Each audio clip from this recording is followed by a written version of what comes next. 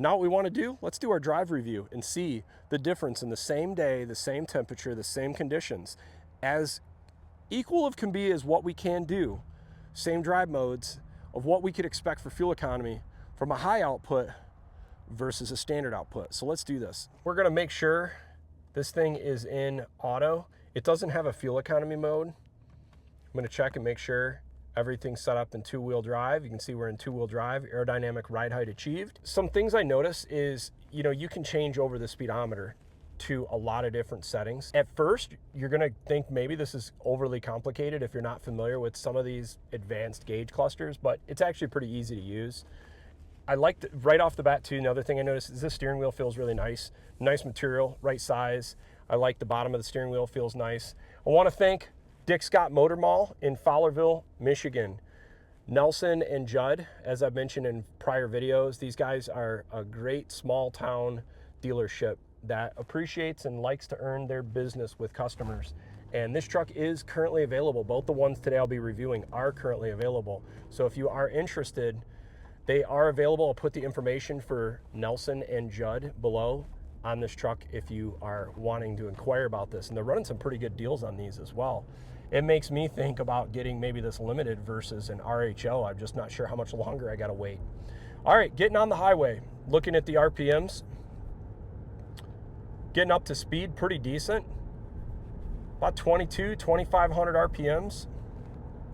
As I mentioned, we do have the correct amount of fuel in the truck. The gauge cluster is not updated yet, and I've noticed this with other Ram trucks I've done this year for doing reviews. It takes a while for the gauge clusters to update. So, really nice heads-up display. Unfortunately, as I've mentioned in other vehicles, I'm wearing polarized sunglasses, so I'm not really sure how well you can see that, but it doesn't really show up well in my sunglasses, unfortunately. We're gonna set our cruise to 70. Let's see if we got our hands-free driving on. Let's see how this does. Hands off the steering wheel, guys. Just driving us centered down the road. Looks really nice. As you can see, no hands on the steering wheel. It's not giving me a bunch of chimes like the Ford hands-free driving, which is kind of annoying. I mean, this feels good, nice and centered. I mean, we haven't really turned yet, but it seems to be working really good. Current fuel economy going down the road at 70, 26 miles per gallon. Not too bad. Be curious as this engine breaks in how the fuel economy does, and you can see we're going uphill a little bit. We're not drafting anybody in front of us, anybody behind us, anybody to the side. Man, interior road noise in this thing is whisper quiet. So let me put my hands on the steering wheel. Thing I notice about this, guys, I don't have to jiggle the steering wheel like you do on the Fords. You just have to put your hand on the steering wheel. I really appreciate that versus the Ford's Blue Cruise. That's a nice feature. Whisper quiet interior, road comfort on these 22s, really good. Overall, it feels like, as far as hands-free driving, it feels like it kind of bouncing a little bit more than the Blue Cruise that I've seen and used in the past. As far as comparing, and you can see on the side, this kind of letting you know it's reading your eyes. You can see it's blinking. I don't know if you guys can see this on the side. I need to check the settings, but it feels like this is not as full of a hands-free type of driving. Maybe I don't have the settings in correctly as the Blue Cruise, but I will mess with that. Check that. I don't have the hands-free driving mode engaged. This is more like the Co-Pilot Assist 2.0 system engaged, which is more of like a lane centering. So it makes sense why it doesn't feel as perfect as, say, Blue Cruise, because this is not technically hands-free driving, but man, it almost is going down the road. Getting off the highway, going to get into more of the rural part of this loop. Cornering, going around the highway exit ramp here, feels really good. Steering feels good. Brake feel, pedal feel, everything feels really good. I don't feel anything that feels out of place as far as unreasonable effort in the steering, brake, or throttle. One of the things I really like is the pedal doesn't have like a dead feel like some of the smaller boosted engines available in the market today. Transmission calibration on this thing feels amazing. It's perfect. It's super smooth. Let's see how the acceleration is here.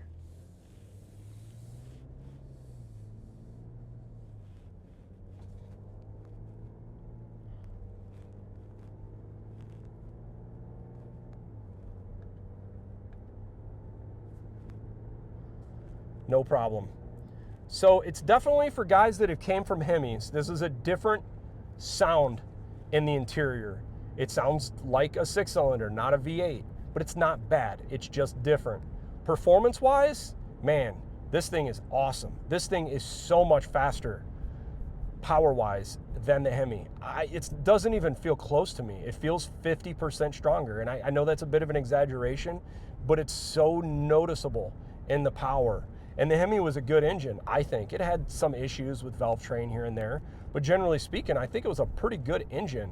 This thing, though, I think is gonna be a lot better.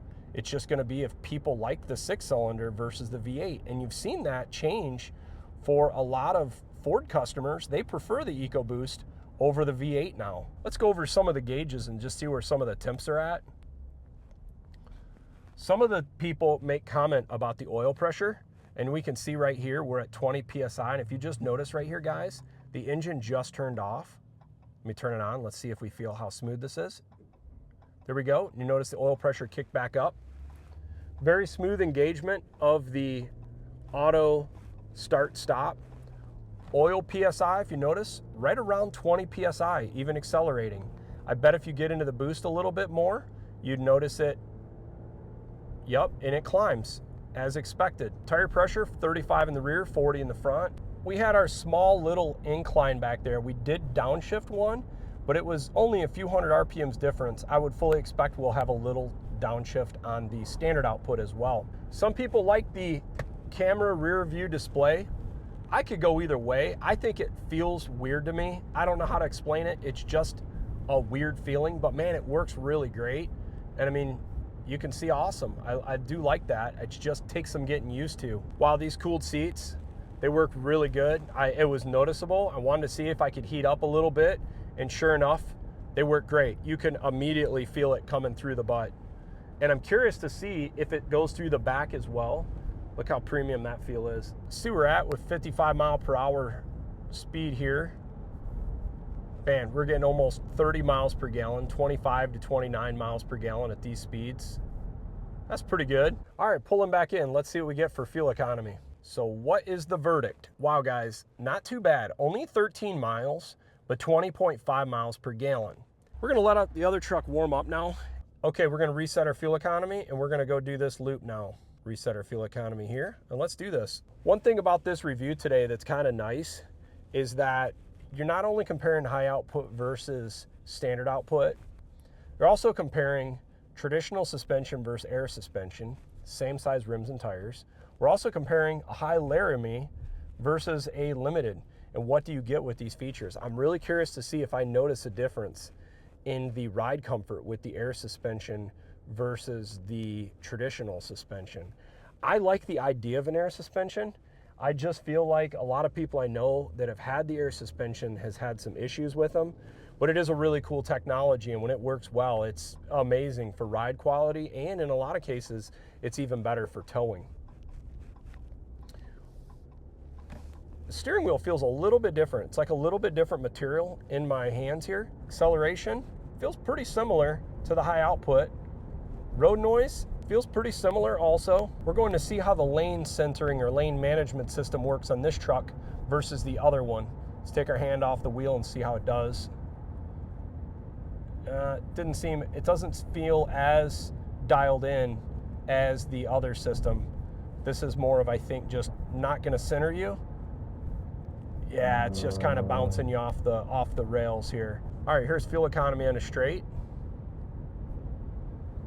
Got no one in front of us. Got no one behind us. A little bit less right now. Maybe we've got a little bit different wind, but feels like it's a little bit lower than we were getting with the high output in the same stretch. It could just be me. My decibel meter is not picking it up, but it feels a little bit quieter in the other truck versus this going down the road. I feel like I heard a little bit less wind noise in that truck. Ride comfort, believe it or not, it does feel a little bit softer in the other truck. I feel like maybe the air suspension gives you a little bit better ride quality than the standard shocks, which would make sense. If you're gonna pay that premium feature, you better get a little bit better ride comfort. If someone said the engine wasn't warmed up, both these engines were over 200 degrees when we first started this review for fuel economy. And I know that's a big deal for getting fuel economy when you do these reviews.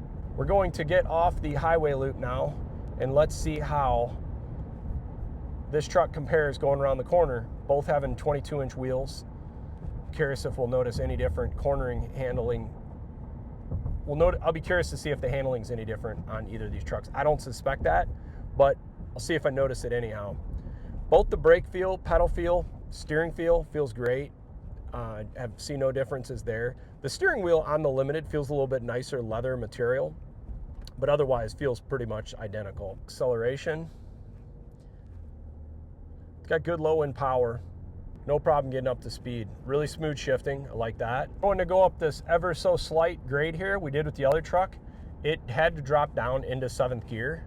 I'll be curious to see if we have to do the same thing here. Yep, sure did. So no surprise, high output, standard output, they both dropped a gear down into 7th to climb that. Highway, obviously both can hold 8th gear, not towing, no problem. One of the features the Ram will offer is the rear view camera going down the road. Want to look at your hitch you're connected to, I like that. A lot of them do that now, but Ram was one of the first to allow that feature. Let's just look and see what we get for fuel economy in a flat here. I already kind of know what we're getting for fuel economy. It looks really good. Getting 34 miles per gallon right now in a straightaway. That's pretty good. I mean, this is why people that want fuel economy get these engines versus, say, a traditional V8. Another thing I like about the Rams is this little storage area up here, especially if you have like tire pressure monitoring or any other backup cameras for your trailers. You can connect your wiring to those right there. I think that's so cool. I wish other manufacturers would do the exact same thing. We'll pull back into Dick Scott and see what we got with the standard output Hurricane for fuel economy now. Let's see what we got. 20.6 miles per gallon. So we got 0.1 mile per gallon better with the standard output versus the high output. Interesting. Gonna play around with some of the different settings here. You got your home, which kind of just shows you got your radio, nav, whichever screen you want up in here. I like how you can just hit this button here. Let's see, how does that, it goes full screen. Yep, there we go. The display on this thing is really awesome. The operating system seems to work really well. You got a 2D view or a 3D view, I like that. You got your media. The stereo on both these things sounds amazing. I mean, you could go either way. This one sounds a little bit better, but the other one sounds great as well. Your comfort menu, you got heated, cooled seats, heated steering wheel. All the controls here are really nice. I do wish that there was an actual physical button on the side here for like your cooled seats, how you can adjust kind of going down the road. Not a big deal because it at least all works pretty good and fast. I don't notice any delay. Everything's clicking pretty quickly. There's tons of different settings you can set up here in all your settings for display, entertainment screens, your camera. But the cameras on this thing, I think the backup camera is awesome on this thing. You got dashboards for different towing and trailering. It's the same on both trucks. Let's play around with the passenger display now. I like the look of these new LEDs, the dual like LED down below in the top and bottom. That looks pretty cool. That's a little bit more modern look. I do dig that. Then we get in the passenger side here. Let's see what this display looks like. All right, so you got some controls. You can turn your screen on and off, brighter or not. That's kind of nice. Wireless headphones you can kind of connect. All right, let's go to the home screen. I think this is where you can connect some different videos. Okay, that's kind of cool. Back to home. This is where you could connect an HDMI. I'm curious if you could watch a movie from this display over here. That would be really wild. Let's see this, view vehicle camera apps. Oh, that is cool. So if you wanted to have your passenger kind of checking out different cameras while you're driving down the road, like your hitch, your back, your front, that's pretty cool. That's a really cool feature. Even the surround view. You know, I don't know how many people appreciate this, but this is pretty high tech for having a passenger be able to do all this stuff. You got your navigation where you could send different things. Let's see if we go food, searching right now, and I think it's gonna send, let's see Big B Coffee. Let's just hit this. Big B Coffee plan. I think it's gonna send it over here now. Gonna put it up in here in the display. Yep, and you can accept that. All right, and I think it'll come up in the heads up display, which is kind of neat. And there we go.